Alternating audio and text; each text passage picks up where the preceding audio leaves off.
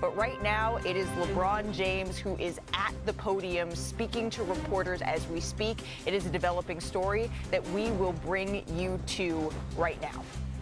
The handshake, and I just want to know how you kind of got, like how they earned that, you know, and how you remember all of them. No, it's not an earned thing. I mean, it just kind of happens. I have no idea how I remember the majority of them, if not all of them. I have no idea, you know, but it's definitely a chemistry thing that I started a long time ago with my teammates, and you know, been blessed enough to be able to have the mind to be able to remember them all. You know, even with former teammates that's not my teammates anymore. Remind me, you told Steve Nash that keeping your mind right and your mind sharp is just as important, if not more important, than what you do for your body. What do the playoffs demand of you mentally, and what do you do to sort of meet that? I mean, everything. The playoffs demand everything from you. Mentally, I mean, obviously, you know, the physical toll that it's going to take because the games ramp up, the intensity ramps up, the physicality ramps up. The referees in the league allow us to play more physical, you know, in the postseason, so your body takes a toll. But mentally, being able to have that mind, you know, sharp throughout the course of the series, no matter if it's good or going bad, you always got to try to stay even keeled throughout the course of a postseason in each series if you're able to advance. So, absolutely. LeBron, I think since Julius Randle got back, I think they're 16-4. What have you seen that they're doing well since he's come back? Everything. Very, very, you know, a good team and super well coached. LeBron shared it the other day. He just high, and it seemed like that was bad. And how do you were you encouraged in how you guys put that on the floor? How important is that going to be once it's done? You got to be able to defend. You got to be able to get stops, you know, in the postseason. And you know, we have a system that we've been working on, you know, throughout the whole course of the season. And you know, it's up to us to go out there and execute that. You know, I think coach and the staff, they put us in position to give us the best game plan they believe that gets us a victory. And it's up to us to go out and execute that. I know that if you're in the playoffs, you feel like you've got a chance. But what does it particularly mean for you after 22 years, 40 on this planet, to have this sort of opportunity that this would be as the 3 seed? I guess how energizing is it for you?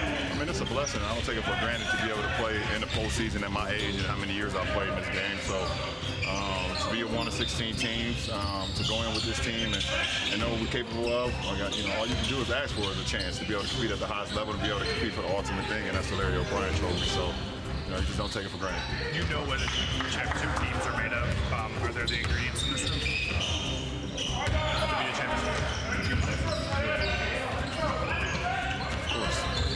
After the Houston win, both Austin and Lucas said, hey, we're about winning championships. The man who's won several. What do you like about this team going into the postseason? Well, I mean, obviously, you want to be healthy going into a postseason run. That's most important. And then you want to be able to be playing at a high level, you know, for the majority of the season. Being in like, you know, must-win games, going down the stretch, playoff type intensity games, and we had that. You know, so. But at the end of the day, I mean, so I can talk as much as you guys want me to talk, but the game is won in between the 4 lines. I don't give a damn how much you know about the team, how much they know about you, all the talking. It's not about that. It's about once you get on the floor, the game is won in between the 4 lines. So get a game plan, you're going to execute it. They're going to try to stop our game plan and vice versa. That's what it comes down to. Last two. You got to experience the championship with Anthony Edwards this summer. What did you learn about him? Hannah's amazing. Unbelievable basketball junkie. Loves to play the game of basketball. Great kid. And all the success he's got so far throughout his young career has been awesome to see. He's put the work in. Dave McMiniman. 21 games so far between you and Luka. What layers have you been able to find offensively compared to the initial chemistry you showed? Offensively, give Luka the ball, and if we stay ready, we never got to get ready. All right. Yep.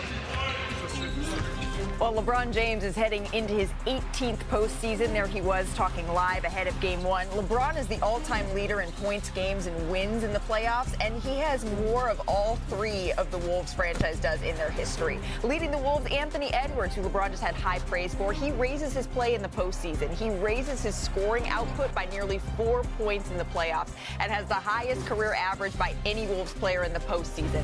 One thing that could decide the series is the front court play. The Lakers rotation really only uses Jackson Hayes in big minutes. It's a stark contrast from the Wolves. Here's Redick and what he thinks of that matchup. I know a lot of people don't like the numbers, but the numbers a lot of times speak more than, over a long period of time, the numbers speak more than the eye test. It's going to be up to us to be able to be consistent with our approach, and yes, I'm going to, just like my whole career, I'm very likely to be crossed over, very likely to people are going to hit tough shots over me, and then I might get dunked on, and all that stuff might happen. But let's see what happens over the course of hundreds and hundreds of possessions. Okay, so we've seen the Rudy Luka movie before, even if the jerseys were different. And JJ Redick, he had a theory on why Luka loves this matchup so much. He says that Luka likes to play against the best in the world, and he's going up against a 4-time Defensive Player of the Year. He thinks no one can guard him. What do you see in this matchup? Well, we know the playoffs is all about adjustments. Who can make them on the fly and who can't?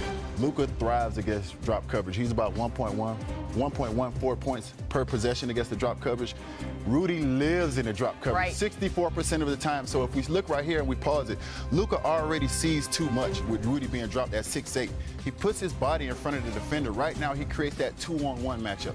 This is when Rudy gets in trouble.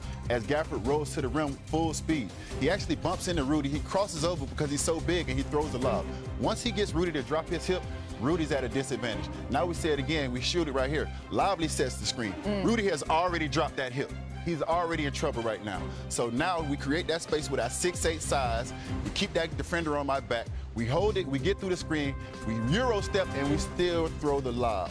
He is going to thrive against drop coverage if he has Jackson Hayes in the game with him. If I'm Minnesota, I match Rudy minutes against Jackson Hayes, but instead of being in a drop, I get up and press him a little bit. Yeah. I make him hit Jackson Hayes, and I make Jackson Hayes beat me and make him be the playmaker against those guys. Right. I do wonder how much they're going to go to Jackson Hayes in this series. It's a conversation we're going to get into in just a minute. But on the other side of the ball, no player, was double-teamed more this season than Anthony Edwards, but that's not really the Lakers' game. How do you think they're going to try to defend him? Shrink every elbows. Don't let him see any open driving lanes. 3 guys in front of him. And if we look at it right now, he comes off, we switch, we got Gabe Vincent, but we pause it right here. We have a triangle. We have Vanderbilt here. We have Reeves in the corner. He is seeing 3 bodies right now. So there is no driving lanes. All he can do is drive into a defender and spray for an open shot.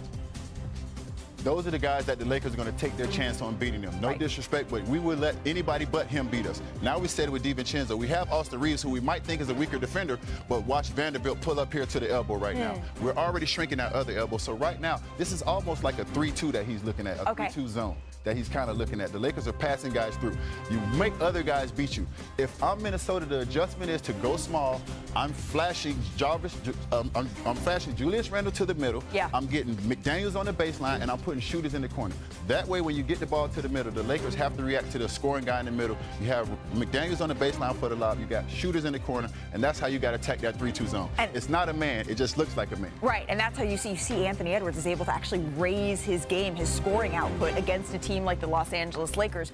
And I know the Lakers, they're getting a lot of shine in this series, and it is for a good reason. The lights are just brighter in Los Angeles. But Minnesota has been one of the hottest teams in the league to close out the season here. We heard Ann Edwards say, this is just how we like it. We want them to be talking about the other guys. If you're the Timberwolves, how are you approaching this series? I think they kind of like that everybody is going against them, doesn't think that they can win, because, we talked a lot about the Clippers. The Clippers finished the season 18-3. How about the Wolves finishing 17-4 to get into this 6th seed? That was a real thing that they needed to do. They underachieved early in the season after the Karl Towns trade. They also had some significant injuries to Julius Randle and Dante DiVincenzo, but they really were a